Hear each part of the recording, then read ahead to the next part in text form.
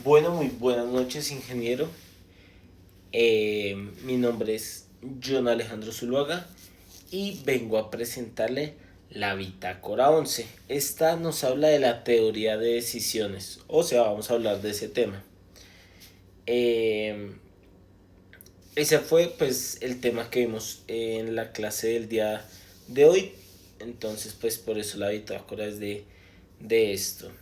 De sus fases, de cómo debe ser la persona que decide, también de qué tipos de objetivos existen y cómo elige entre varias alternativas. Y también voy a cerrar con los árboles de decisión y la matriz de pagos. De todo eso lo vamos a hablar en la bitácora de hoy. También pues de varios ejemplos. Bueno, lo primero, las fases de teoría de decisión. Entonces, bueno, digamos que tomar una decisión no pasa de un momento a otro. Entonces es un proceso en el que primero hay que definir bien el problema, luego analizar la información que tenemos disponible, después pensar en qué alternativas tenemos para resolverlo. Porque si digamos que solo se nos ocurre una forma de hacer las cosas, probablemente no sea la mejor o la más óptima. Luego seleccionar la alternativa que más nos conviene y por último implementarla. La segunda parte, ¿cómo debe ser quien toma esas decisiones? Entonces, bueno, un buen tomador de decisiones, digamos que necesita sobre todo entender los problemas, saber resolverlos, pero también necesita equilibrio. No puede solo guiarse por lo racional, ni tampoco solo por su instinto. Entonces tiene que tener una combinación de ambos. Y algo importante, no es solo pensar, también es actuar. Entonces hay que perder el miedo que paraliza a muchos a la hora de tomar la acción, de tomar la decisión. Bueno, objetivos estratégicos, tácticos y operativos.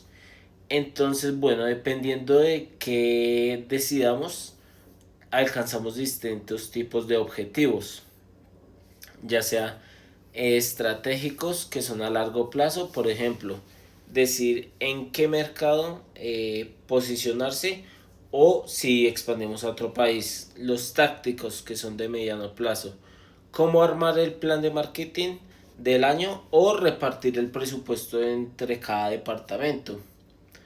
Después vienen los operativos del día a día, a corto plazo, como cubrir a un empleado que se enfermó, o reorganizar los turnos de esta semana. Esos son los ejemplos. La cuarta parte, decisiones analíticas versus sistemáticas.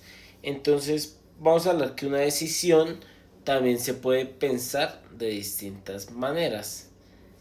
Objetiva versus subjetiva, estática o dinámica, determinística versus probabilística y en este caso analítica o sistemática. Entonces la analítica divide el problema en partes y estudia cada parte por separado.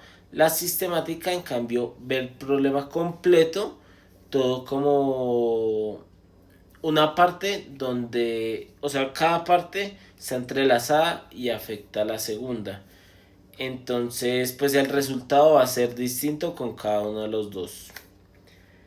Después viene costos según el nivel directivo. Entonces, hay una gráfica que muestra algo sumamente interesante y es que mientras más esté centralizado una decisión, el costo de la información baja, pero el costo de coordinación sube.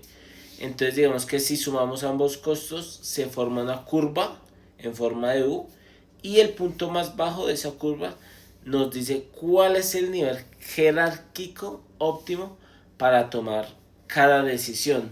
Entonces por eso en la alta dirección las decisiones tienden a ser más complejas y pues menos estructuradas. Mientras que en los niveles más operativos, o sea, más bajos, son más simples y pues son decisiones repetitivas. Bueno, tres formas de elegir una alternativa. Entonces digamos que cuando hay que escoger entre varias opciones, Normalmente lo que hacemos es usar uno de estos tres caminos. Entonces sería confiar en la experiencia pasada, experimentar probando algo a pequeña escala antes de aplicarlo pues ya del todo, y investigar y analizar a fondo antes de decidir. Esas son las tres maneras. Elementos de un árbol de decisión. Entonces, bueno, lo primero, un árbol de decisión tiene unas piezas básicas. El punto de decisión, que ese se dibuja con un cuadrado y marca donde elegimos entre alternativas, y las alternativas mismas, digamos que son las ramas de los eventos, las líneas o estados de naturaleza que se dibujan como un círculo y representan lo que puede pasar después de decidir, cada uno con su probabilidad.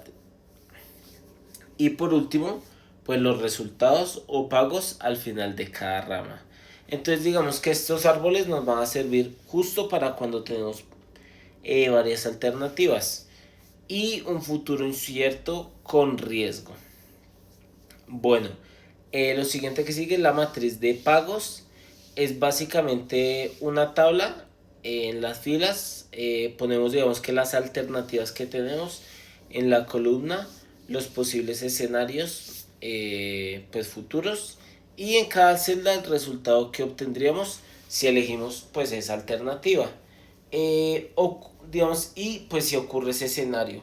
Esa es la base numérica que después se convierte en nuestro árbol de decisión. Entonces, bueno, dos ejemplos de árbol de decisión. Bueno, el primero, por ejemplo, es el de la rifa. Puedo jugar o no jugar. Si juego, no gano ni pierdo nada. Entonces, digamos que si juego, hay un 1% de probabilidad de ganar 49.000 y un 99% de perder 1.000. El segundo, ese lo vimos en clase. El segundo es un poco más completo. Una empresa decide hacer una instalación pequeña o grande, según cómo resulte la demanda, alta o baja, se van abriendo nuevas decisiones. Entonces es como ampliar la planta o en publicidad, y cada una tiene, digamos, que su propia probabilidad de éxito. Este ejemplo, digamos, que nos mostró cómo un árbol puede tener varias etapas de decisión, digamos que no solo una. Ese también lo vimos pues en clase. Ya con esto pues, ingeniero, terminó la bitácora, la bitácora 11. Entonces vimos las fases de decisión, cómo, quién decide, los tipos de objetivos, las fórmulas de plantear una decisión, los costos según el nivel directivo y cómo elegir una alternativa. También vimos árboles de decisión con sus respectivos ejemplos y su matriz de pagos. Entonces, pues muchas gracias por el video, ingeniero, que tenga excelente noche.